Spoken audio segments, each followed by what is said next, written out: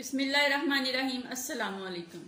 Kitchen with पाक फौज में हम आपको खुश आमदीद कहते हैं। तो कैसे हैं आप सब? मैं आप सबकी दुआ से, अल्लाह ताला के फजलो करम से खैर खैरियत से हूँ।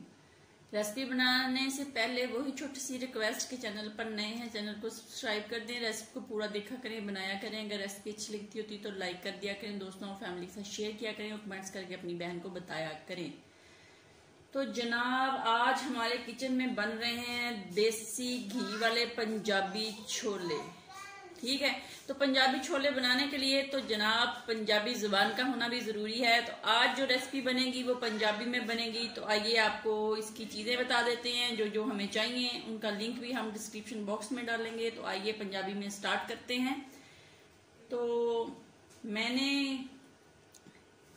यहाँ पंजाबी बोलना भी बड़ा मुश्किल हुंदा है। मैं एक प्याली इत्थे चनिया दी वाइट छोलियां दी लई सी, इहनू नमक पा के कुकर च उबाल लिया सी। 2 टमाटे ले सी, उन्होंने भी कट लिया। एक अदद गंढा लिया सी, उन्होंने भी बरीक कट के कूंडे च हत्थ दी मदद नाल कुट लिया। सबज मिर्चां 5 अदद सीगियां, लहसन अदरक दा एक टुकड़ा अदरक दा सीगा, एक गट्ठी जिहड़ी छोटी जी हुंदी है ओह लहसन दी सी, उन्होंने भी कुट लिया। यह तकरीबन 2 चम्मच भर गया। ते स्पाइसी मसाले जेडे इहदे विच पाउडर मसाले जाने आ, वो बड़े कम आ। 1 चमचा जेड़ा अद्धे तो भी थोड़ा जेड़ा नमक दा है, क्योंकि नमक मैं जो छोले उबाले सी इहदे विच भी पाया सी। गरम मसाले दा अद्धा चमचा है, ते सुक्के धनिए दा 1 चमचा है, ते हल्दी जेड़ा चमचे दा चौथा हिस्सा है। तो इत्थे जेडे विच बाद दे विच मसाले जेडे पाउणे आ, वो भी तुसीं देख लो। 1 चिकन क्यूब दी टिक्की है, अगर हैगी तो पा लो, अगर नहीं हैगी तो छड्ड दिओ। 2 सबज मिर्चां है, ये असीं गार्निश वास्ते यूज करांगे, यानी कि इनू सजाउण वास्ते। और इत्थे मेरे कोल चाय का चौथा हिस्सा चमची का जिहड़ा है वो काली मिर्च का है, जीरे का अद्धा चमचा है, गरम मसाले का भी तकरीबन चौथा चमचा है, चौथाई चमचा है चाय वाला। तो यखनी जिहड़ी चनिया दे विचों निकली है वो जिन्नी जरूरत के मुताबिक इस्तेमाल होगी तो वो आपां इहदे विच पावांगे। ते देसी घी का अद्धा कप जिहड़ा वो मैं ऑलरेडी कढ़ाई दे विच पा लिया जी।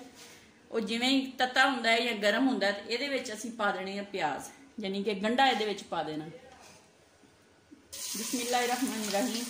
इहनू आपां चंगी तरह भुन लैने आ। इत्थे तुसीं डोई दा इस्तेमाल करना। ठीक हो गया।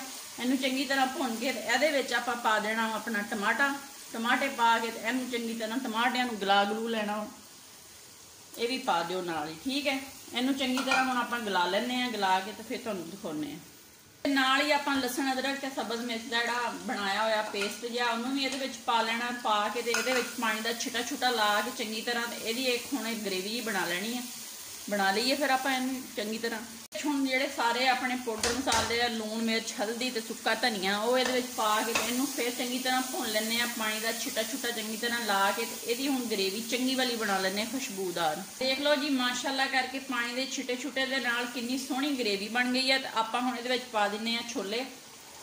पा के ते इहनूं आपां हल्के हत्थ नाल हिलाउणा, हिला के ते इहदे विच थोड़ी जी यखनी पा देनी है। इहनूं आपां भुनना नहीं, अगर इहनूं भुनिया तो ये सख्त हो जाने आ, कैड़े हो जाने आ, दंदां थल्ले आउणे कोई नहीं हैगे। ते इहनूं चंगी तरह नहीं भुनना हैगा। इहदे विच नाल थोड़ी जी आपां यखनी पाउणी है। तो पा के इहनूं आपां हल्की अग ते रख देना पकण वास्ते। ते बाद च आपां इहनूं देखांगे तो देखियो कितना सोहना मज़ेदार ये बन जाने आ पंजाबी छोले। ते बनाओ ते खाओ जनाब। नान दे नाल तुसीं खाओ, तंदूर दी रोटी दे नाल खाओ या घर दी तवे दी रोटी दे नाल खाओ।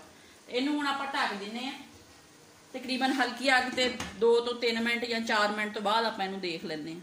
अब जनाब इसके अंदर मैं डाल दूंगी चिकन क्यूब्स। डाल के मज़ीद इसको 2 मिनट हम बनाएंगे, पकाएंगे। 2 मिनट के अंदर अंदर ये अब रेडी हो जाएगा। तो फिर हम तमाम जो अपने गर्म मसाले पड़े हुए हैं वो इसके अंदर डाल देंगे। हो गए, आइए जी देख लेते हैं। बिस्मिल्लाहिर्रहमानिर्रहीम। तो इन्होंने देख लो जी जनाब, इन्होंने छोलिया ने जनाब घे छड़ दिता वा। ये इन्हों की एक पहचान आ पकन की। ये हुण सबज मिर्चां ते काली मिर्च ते जीरा ते गरम मसाला जिहड़ा वो पा दिन्ने आ। पा के इहनूं हिलाने आ, 1 मिनट दम ते लाउने आ ते दोबारा डिश आउट करदे आ। तुहानूं दिखाउने आ जनाब। आपां हुण इन्हां नूं डिश च पा लैने आ, प्लेट च पा लैने आ, जां तुसीं थाली च पा लो ते चाहे डोंगे च पा लो, जिहड़े च मर्जी पा लो। ते देख लो जी किन्ने सोहणे माशाअल्लाह करके पक्के आ पंजाबी छोले। ते पकाओ ते खाओ ते बनाओ। ठीक हो गया। अगर कोई वीडियो दे विच कोई गलती कदी पंजाबी ते कदी उर्दू तो माफ़ कर दिया जे। माशाअल्लाह करके जी पंजाबी छोले पक्के हो गए रेडी। असीं इन्हां नूं सजा लिया गंढियां दे नाल। ते अपना बहुत ज़्यादा ख्याल रखियो, खुश रहियो, दुआवां याद रखियो जिंदगी दी। तो फिर मिलांगे। अल्लाह हाफिज़।